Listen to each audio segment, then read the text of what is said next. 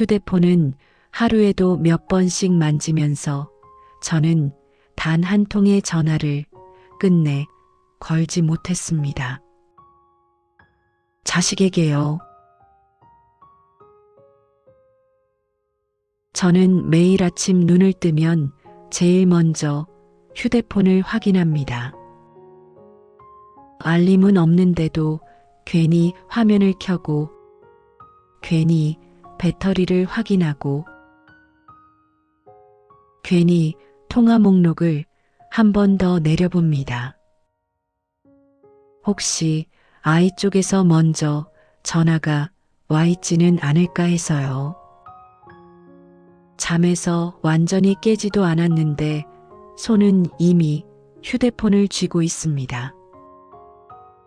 아무 표시도 없는 화면을 한참 바라보다가 조용히 내려놓습니다. 아무 일도 없다는 걸 확인하는 시간입니다.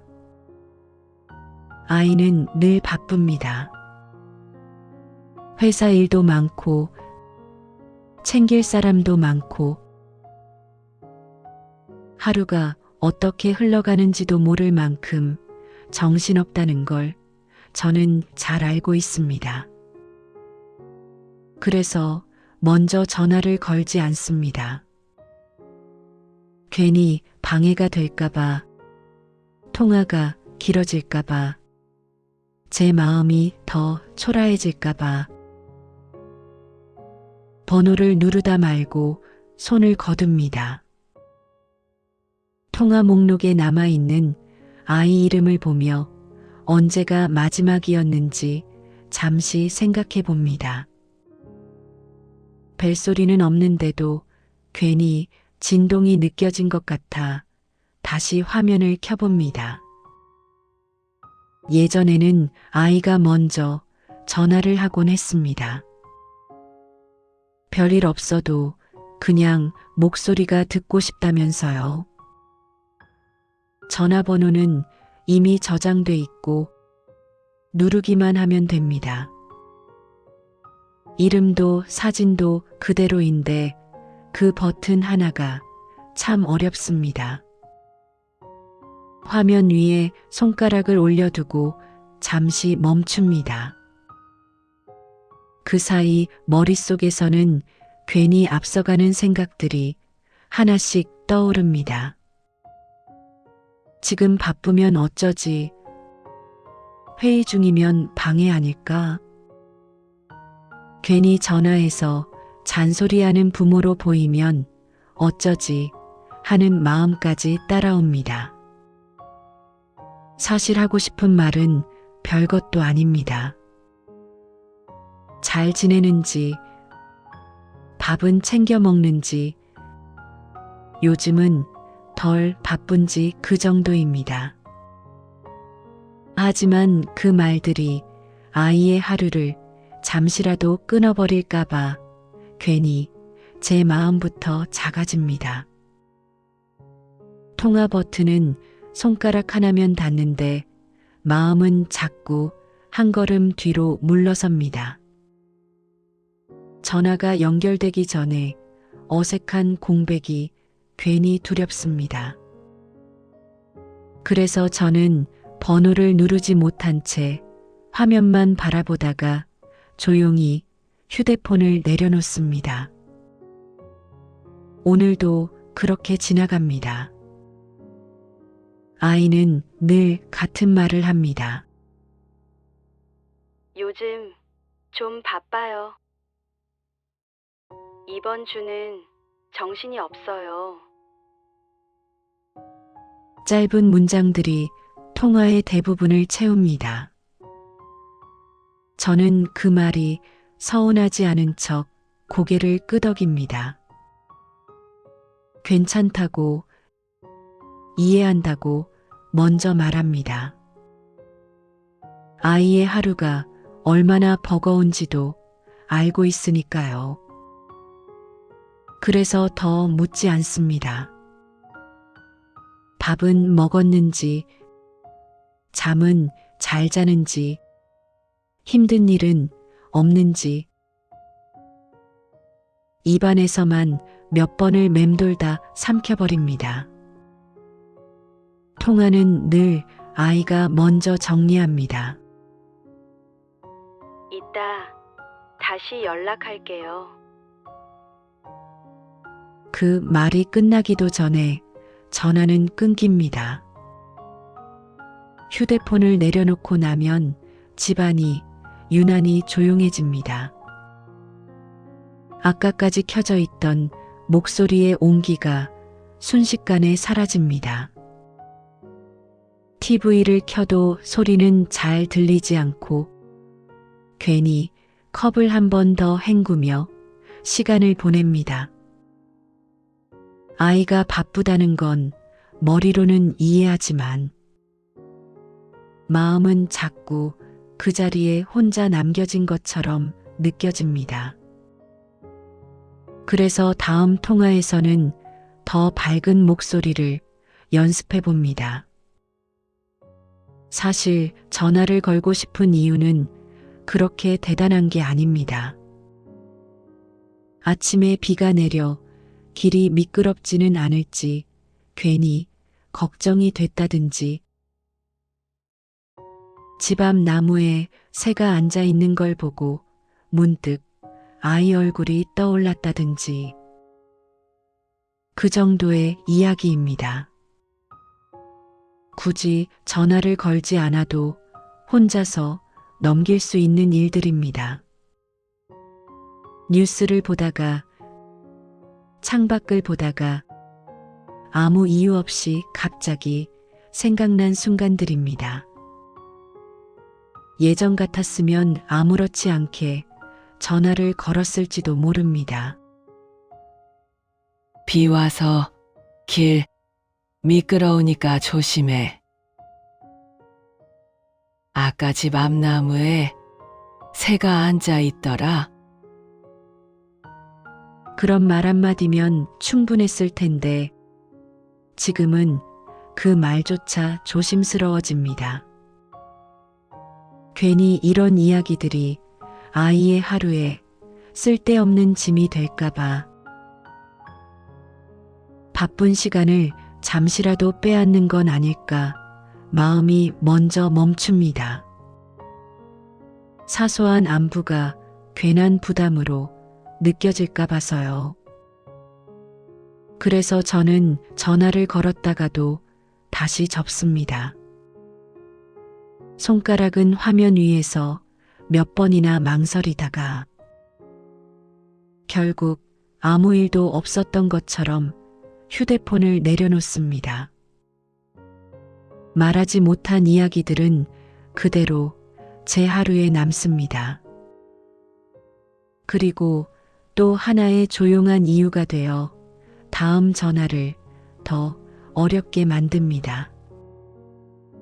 저녁이 되면 저는 TV를 켜놓고 혼자 말을 합니다.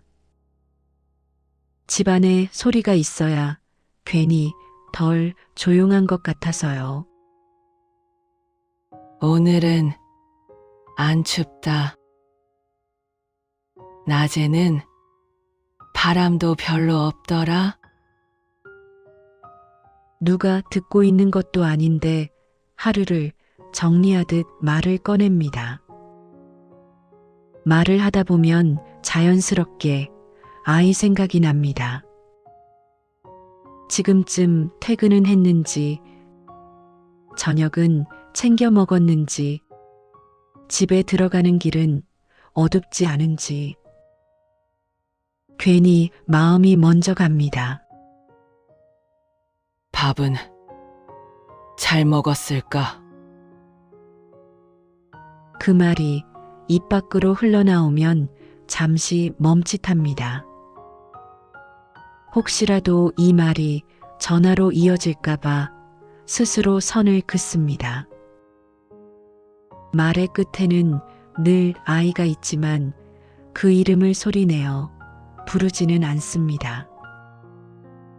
이름을 부르는 순간 마음이 먼저 달려갈 것 같아서요. 그래서 저는 아이 대신 공기에게 말합니다. TV 소리에 제 목소리를 섞어 혼자서 안부를 건넵니다. 대답은 없지만 그렇게라도 해야 하루가 조금은 덜 조용해집니다. 어느 날 저녁 TV를 켜놓고 멍하니 앉아 있는데 갑자기 휴대폰이 울렸습니다. 벨소리가 아니라 메시지 알림 소리였습니다. 괜히 심장이 먼저 한번 크게 움직였습니다. 화면을 켜보니 아이에게서 메시지가 와 있었습니다. 엄마, 요즘 왜 전화 안 해? 짧은 문장이었는데 그 글자들이 유난히 또렷하게 보였습니다. 저는 그 메시지를 바로 읽고도 답장을 하지 못했습니다. 화면 위에 놓인 문장을 한참 동안 가만히 바라보기만 했습니다. 손에 쥔 휴대폰이 조금 무겁게 느껴졌습니다. 전화하지 않았던 이유들이 머릿속에서 차례로 떠올랐습니다. 바쁠까봐, 방해될까봐, 괜히 짐이 될까봐. 스스로를 말려왔던 수많은 순간들이 조용히 지나갔습니다. 그런데 아이는 그걸 모르고 있었습니다. 제가 망설였던 시간들이 아이에게는 그저 연락이 없는 시간이었을 뿐이었습니다. 그 사실이 조금 늦게 가슴에 닿았습니다. 답장을 쓰다 지우기를 몇 번이나 반복하다가 결국 짧게 적었습니다. 괜히 너가 바쁠까봐 못 걸었어. 보내고 나서야 숨을 한번 길게 내쉽니다. 그날 밤 집안은 여전히 조용했지만 제 마음은 조금 다른 온도로 남아 있었습니다. 저는 그제야 알게 되었습니다. 제가 전화를 안 건 게 아니라 전화할 자격이 없다고 스스로 생각하고 있었다는 거리요. 아이는 자기 인생을 열심히 살아가고 있는데 그 틈에 제가 끼어들면 안 될 것 같았습니다.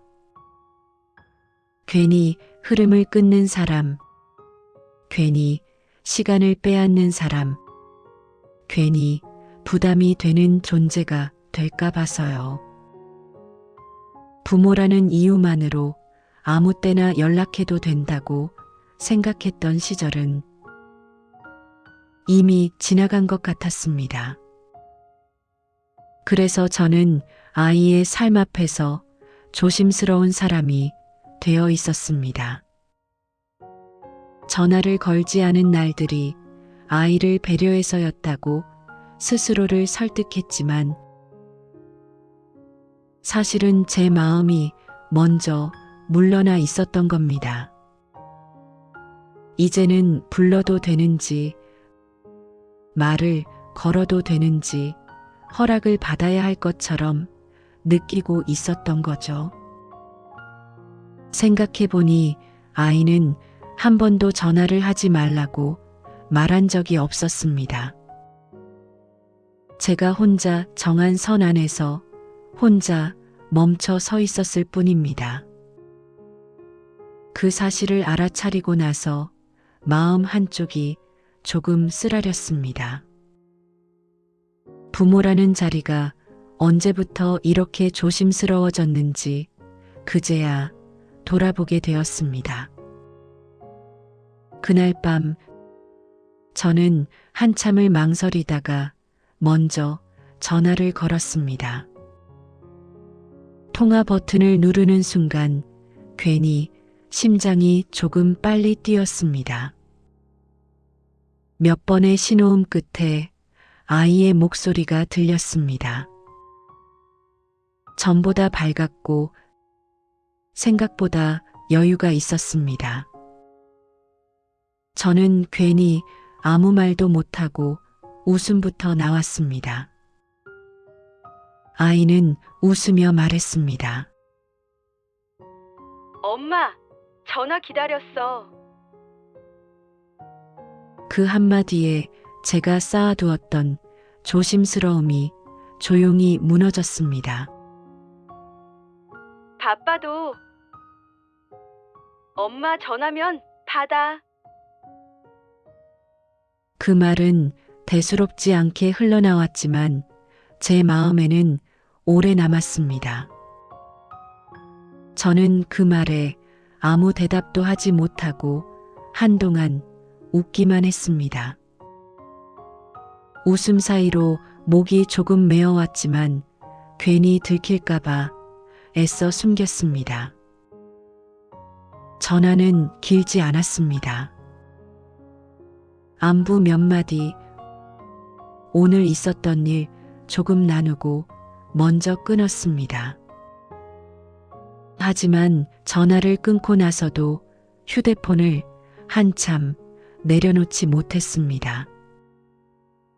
집안은 여전히 조용했지만 그날 밤만큼은 그 조용함이 외롭지 않았습니다. 전화를 끊고 나서 집이 달라진 건 없었습니다.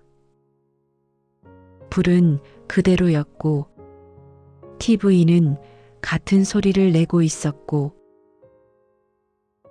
식탁 위 컵도 아까 그 자리에 있었습니다. 달라진 게 있다면 저뿐이었습니다. 조금 전까지 혼자라고 느껴지던 저녁의 공기가 아주 미세하게 따뜻해져 있었습니다. 소리가 커진 것도 불이 밝아진 것도 아닌데 마음이 먼저 그 변화를 알아챘습니다. 부모는 늘 한 발 뒤에 서야 한다고, 바쁜 자식의 삶을 방해하지 말아야 한다고. 저는 오래도록 그렇게 믿어왔습니다. 그래서 기다리는 쪽을 선택했고 침묵이 배려라고 스스로를 설득해 왔습니다. 하지만 그날 밤 아이의 한마디는 그 생각을 조용히 바꿔놓았습니다. 기다림은 물러남이 아니었고 부모의 자리는 사라진 적도 없었습니다. 전화 한 통이 아이의 하루를 망치지 않았듯 부모의 안부가 짐이 되지도 않았다는 사실을 그제야 인정하게 되었습니다. 부모는 바쁜 자식의 삶을 방해하는 사람이 아니라 기다려도 되고 불러도 되는 존재라는 걸 그제야 머리가 아니라 마음으로 알게 되었습니다. 그래서 이제는 벨소리를 두려워하지 않으려 합니다. 조심보다 먼저 부모로 남는 쪽을 선택해 보려 합니다. 오늘의 이 공기를 내일도 기억하면서 말입니다. 그 작은 용기가 앞으로의 저녁들을 조금 덜 외롭게 해줄 거라 조용히 믿어봅니다. 그리고 오늘 밤 저는 조금 편안하게 불을 끕니다. 창밖은 여전히 조용합니다. 하지만 마음은 조금 다릅니다. 그 차이를 이제는 알 것 같습니다. 아주 작지만 분명한 변화였습니다. 그날 이후로요. 그래서 저는 조금 덜 숨기기로 했습니다. 그리고 예전보다 조금 더 부모로 남아있기로요. 여러분은 전화기 앞에서 어떤 마음으로 멈춰 서 계신가요? 지금 떠오른 그 얼굴이 있다면 여러분의 이야기를 댓글로 나눠주셔도 좋겠습니다. 다른 분들 마음에도 조용한 위로가 전해질 거예요.